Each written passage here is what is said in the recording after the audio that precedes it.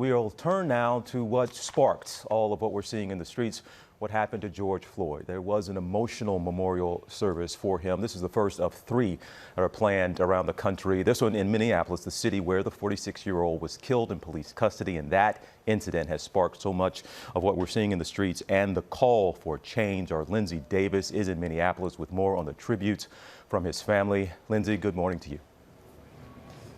Hey, good morning to you, TJ. You know, this moment, as you know, it's extraordinary for so many reasons. But first, let's just think about anyone who's died in the last 3 months, no matter how large they were in life. They were limited to 10 mourners. And yet yesterday, you had hundreds of people inside the church, hundreds of people outside of the church filling these streets. And people told me that they felt that they just needed to be here. First, to honor the life of a man who in many cases they never met, but also to celebrate the possibility of change.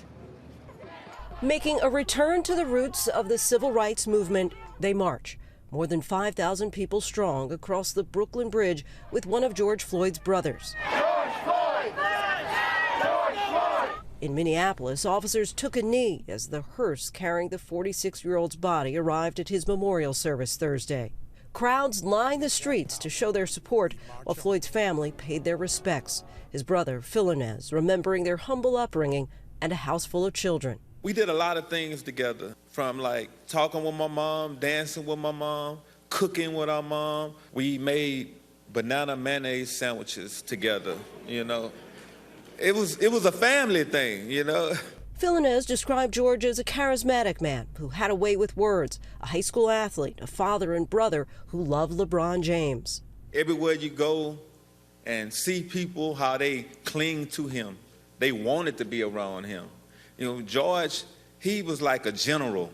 Reverend Al Sharpton eulogized Floyd with a parallel message about his experience and that of Black America. What happened to Floyd happens every day in this country, in education, in health services, and in every area of American life. It's time for us to stand up in George's name and say, get your knee off our necks. Sharpton brought mourners to their feet with this message to those in power in Washington. This is the time. We won't stop.